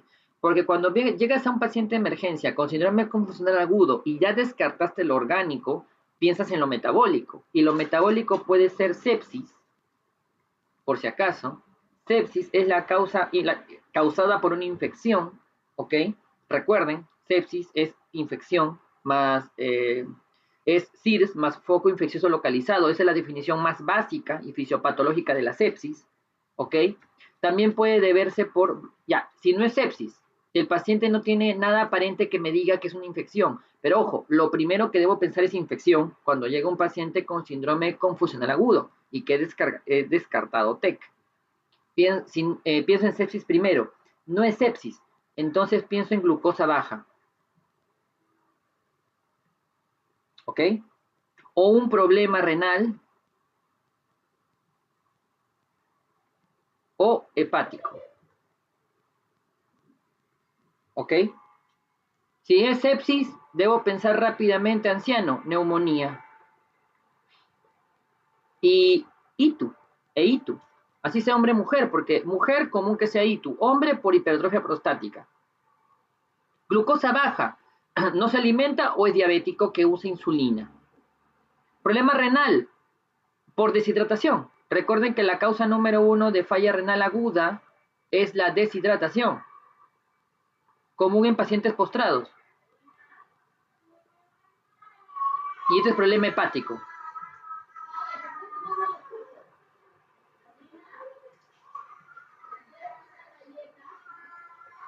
Y entonces, encefalopatía hepática.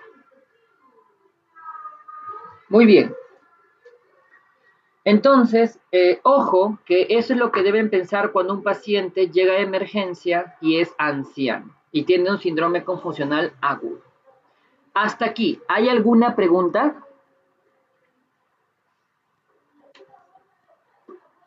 No. Ok, a ver, ¿alguien por ahí que tenga alguna duda? Me diciendo que no, pero por si acaso.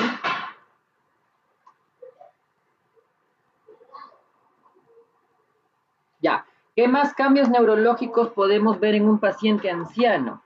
¿Qué más cambios neurológicos podemos ver en un paciente anciano? Miren, hay una pérdida del área gris. Hay una pérdida del área gris, de la corteza cerebral. ¿Ok? Hay una pérdida de las neuronas. Recuerden que el área gris de la corteza cerebral son los somas neuronales. Y hay una pérdida de estos. En especial, ¿cuál de las 4 áreas se ve más comprometida? El área temporal, por si acaso. El área temporal se ve más comprometida de las 4. Sin embargo, deben recordar algo. Fisiológicamente, la función cognitiva del anciano se mantiene constante, ¿eh? Se mantiene indemne. O sea, no es normal que un anciano se olvide de las cosas. Hay que verlo, si se está olvidando. No piensen que es por la edad. O sea, la función cognitiva en el anciano se mantiene indemne, por más que haya perdido masa encefálica. En este caso, cuerpos neuronales. ¿Ok?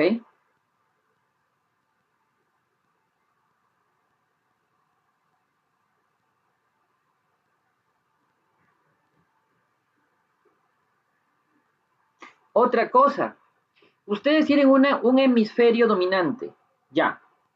En este caso, se produce una activación hemisférica contralateral, así se llama, una activación hemisférica contralateral.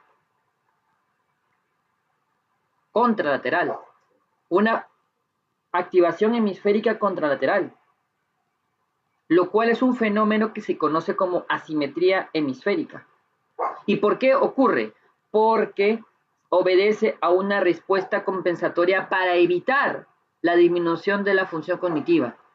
O sea, en el área dominante se pierde más área gris, el otro lado no dominante se activa más. Todo con tal, o las neuronas que no se están perdiendo empiezan a funcionar más todavía. Pero en pocas palabras, hay un mecanismo compensatorio frente a la pérdida del área gris. Las neuronas trabajan el doble. El área no dominante se activa más todavía. ¿Ok? Todo esto para no perder la función cognitiva. ¿De acuerdo? ¿Qué más? ¿Existe alguna pregunta? ¿Una pregunta?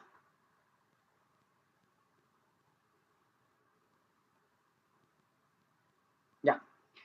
Recuerden que tenemos dos etapas del sueño. Etapa REM y etapa no REM. ¿Cuál es el sueño profundo? ¿Qué es esto? ¿Cuál es el sueño profundo? El no REM. ¿Cuántas fases tiene el no REM? 4 fases, ¿no? Tiene fase 1, 2, 3, 4. En el paciente anciano, la fase 4 es la que se altera. Y como es la fase 4 la que se altera, por eso los pacientes ancianos despiertan más temprano.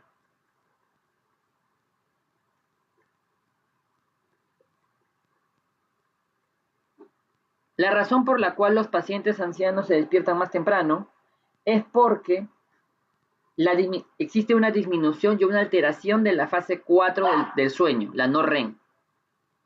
A su vez, los ancianos tienen una disminución de melatonina, lo cual es una hormona relacionada con el sueño.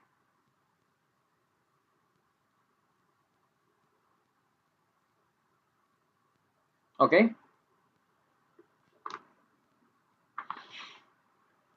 Vuelvo a preguntar. ¿Alguna pregunta hasta aquí?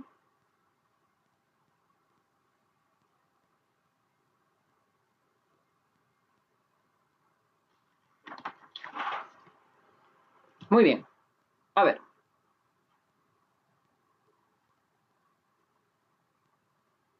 Ahora viene uno de los temas un poquito más interesantes, que es justamente los cambios óseos.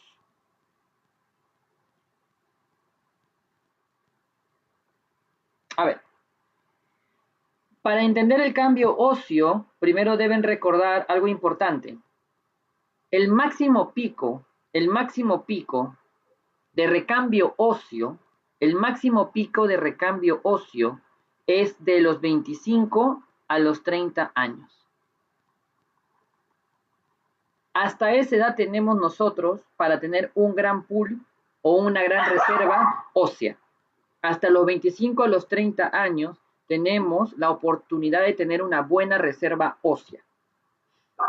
¿Ok? Eso es lo primero.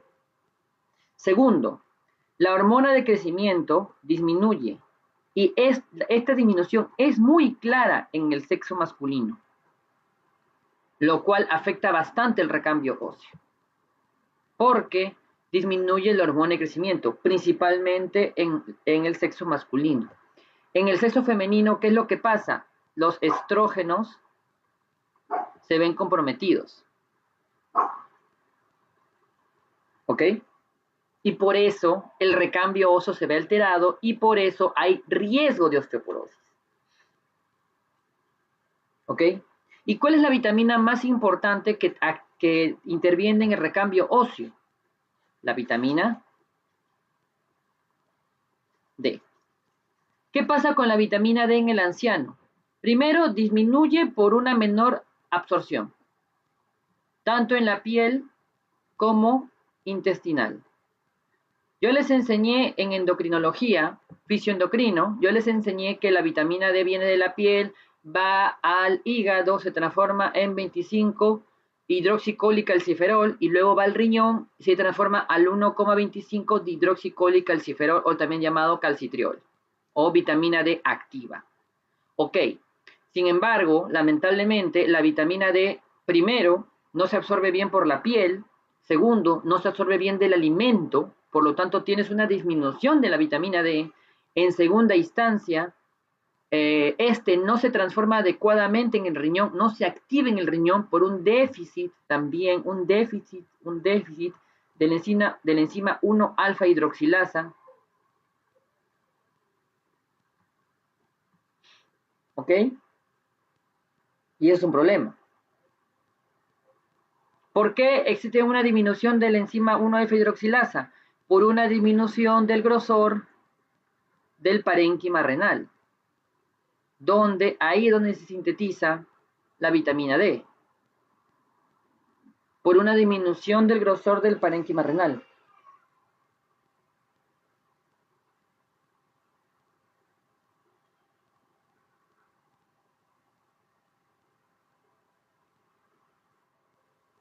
Ok.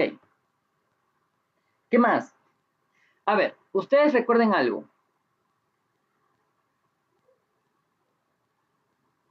La remodelación ósea, ¿ok? Depende de dos moléculas. La osteoprotegerina y el RANK.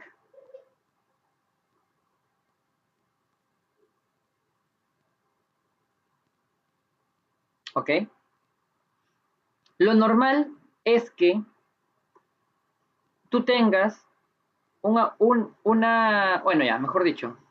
tú tengas una relación osteoprotegerina-RANK siempre mayor a 1, o sea, a favor de la osteoprotegerina. Si tú tienes esta relación mayor a 1, o sea, en pocas palabras, tienes más osteoprotegerina que RANK, que la molécula RANK, entonces el hueso es destruido, es verdad, el hueso se destruye, pero se remodela rápidamente. El hueso se destruye, pero se remodela rápido. ¿Por qué se destruye? Obviamente porque tú necesitas siempre intercambiar los minerales que tienes. Viejos minerales por nuevos. La remodelación ósea existe por una relación de osteoprotegerina RANK, algunos también le llaman RANK ligando, por si acaso, mayor a 1. La testosterona y los estrógenos permiten que la relación osteoprotegerina RANK sea mayor a 1. La vitamina D permite que la osteoprotegerina y la RANK mantengan una relación mayor a 1. ¿Ok? ¿Por qué? ¿Qué hace? Generalmente la osteoprotegerina activa a los osteoblastos. Y la RANK ligando activa a los osteoclastos. Es cierto, tú los osteoclastos sirven para destruir el hueso, pero automáticamente al haber más osteoblastos, ese hueso destruido es generado nuevamente. ¿Ok? Muy bien. ¿Qué es la osteoporosis? La osteoporosis es una alteración en la remodelación ósea que va favorecida hacia una mayor destrucción ósea. Si hay una mayor destrucción ósea, por lo tanto, la calidad del hueso disminuye. La masa ósea es menor. ¿A qué me refiero con masa ósea? Imaginen que este es el hueso.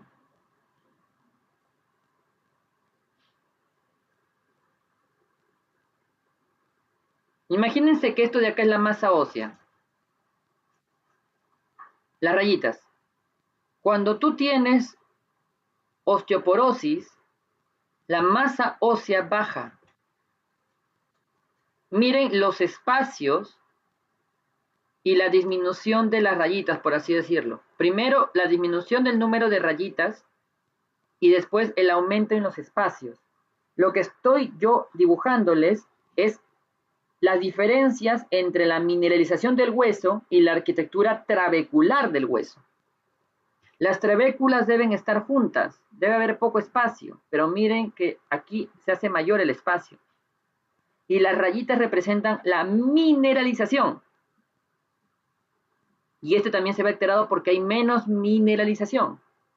La osteoporosis es un desorden de la remodelación ósea, donde tienes menor mineralización y mayor espacio entre cada mineral. Se puede decir de esa manera. ¿Cuál es el problema? Que la osteoporosis, al tener esta característica, ¿por qué? Porque se está destruyendo más el hueso, pues. ¿Por qué se está destruyendo más el hueso? Porque en la osteoporosis tienes más efecto RANG ligando y menos efecto de la osteoprotegerina. Por lo tanto, esto te lleva a fracturas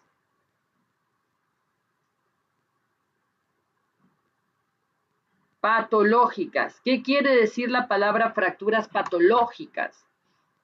Las fracturas es la ruptura de un hueso. Y cuando se ejerce una fuerza mecánica que venza a la fuerza mecánica del hueso, se va a producir una fractura. Esto es esperable. Una caída bastante brusca, ¿ok? No una caída en un mismo espacio, sino una caída, por ejemplo, del segundo piso, etc. Sin embargo,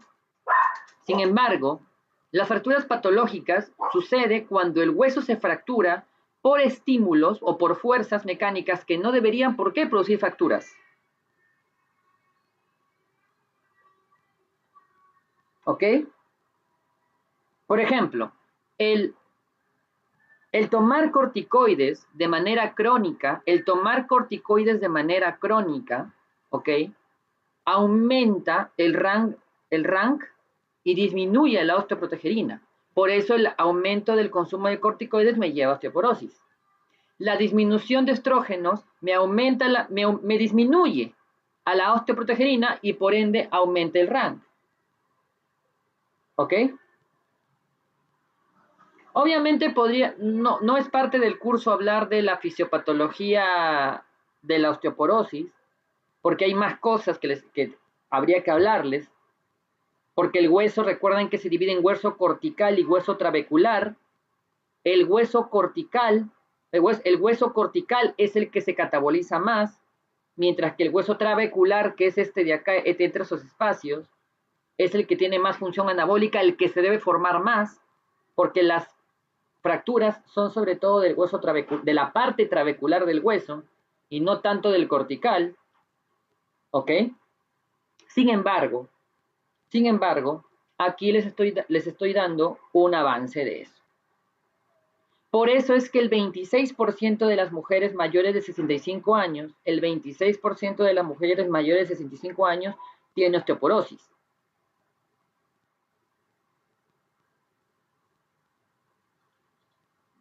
Muy bien. ¿Alguna pregunta? Profesor, ¿eso tendría que ver con la menopausia? Claro. La menopausia es todo un mecanismo fisiológico debido a la disminución de los estrógenos. Uno de los mecanismos a largo plazo, consecuencias a largo plazo de la menopausia es la osteoporosis. Ahora, otro problema que ustedes van a ser médicos generales. Ya, por ahí algunos de ustedes serán especialistas y otros no. Lo importante de ustedes cuando vean a van a tener toda la vida a alguien que va a sufrir osteoporosis. Y la clave es hacerle un tratamiento adecuado. La densitometría ósea es un buen punto. Pero, ¿saben qué es lo que yo veo que no deben ustedes hacer? El tratamiento no individualizado y a todo el mundo darle lo mismo. Tienen que ver exactamente cómo está la remodelación ósea del paciente. Porque hay pacientes, mujeres, que tienen una osteoporosis cortical y no trabecular. Y cuando tienes una osteoporosis cortical, a veces no me preocupo tanto. Porque la que me produce fracturas patológicas es la osteoporosis trabecular. Ahora, la mayoría sí tiene trabecular, pero no todos.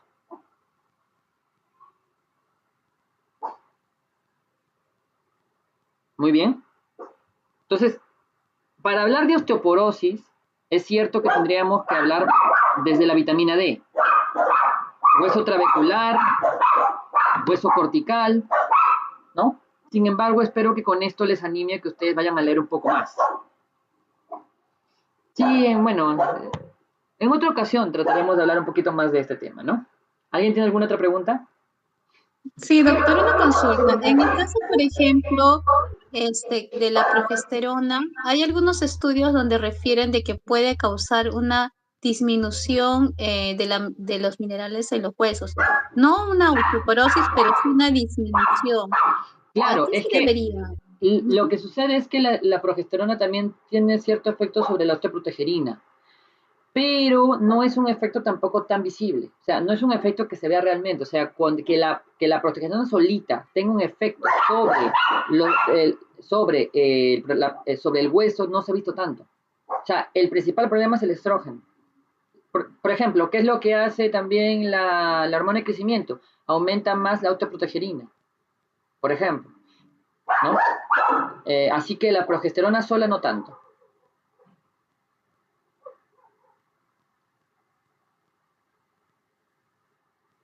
¿Alguna otra pregunta?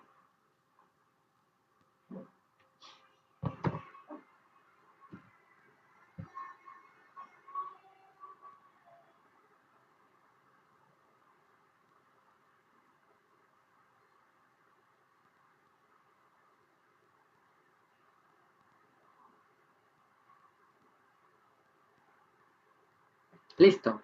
Bueno, básicamente, más campos en el tema del anciano también hay muscular y todo eso, pero me parece que les he dado los enfoques más importantes con respecto a un anciano, ¿no? Respecto al anciano, que es justamente esos órganos. ¿De acuerdo? Obviamente con eso también les ha servido para repasar fisio, sobre todo vi que han repasado renal, hemos visto algo de oftalmo también, cardiovascular, han visto sobre la presión sistólica y diastólica, vieron sobre lo que es el volumen residual y todo eso en respiratorio, recordaron un poco también sobre el surfactante, neumocito tipo 2 que disminuye, el sistema inmune, el CD28, ¿no? La relación CD4-CD8 que debe ser mayor a 1, ¿ok? La involución tímica, etc. Entonces, por favor, todos esos conceptos, es cierto, no es todo, hay más información, pero ustedes tienen que ir o sea, con la información base, cuando lean otros textos, otros artículos, donde ya hablen solo de osteoporosis y les hablen de la osteoprotegerina, les hablen de randigando, creo que ya van a entender qué cosa quiere decir eso. Les hablen de la depuración renal, ya van a entender un poco más. Ya, obviamente, para varios campos, como por ejemplo cardio, vamos a volver a verlo cuando veamos hipertensión arterial, vamos a volver a ver hipotiroidismo y hipotiroidismo, y ahí mencionaremos luego en el anciano sobre el hiper e hipotiroidismo, ¿ok? Y otros campos no los vamos a ver realmente por temas de tiempo, ¿no? Que es oftalmo, por ejemplo, otorrino o óseo, ¿no? Que eso ya lo dejaremos para otra ocasión. Muy bien, pero por favor repasen lo que les he enseñado.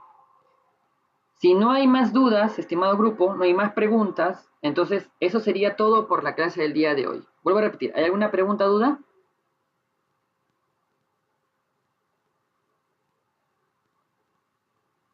Muy bien, no hay más preguntas, más dudas, entonces grupo, los veo el día viernes.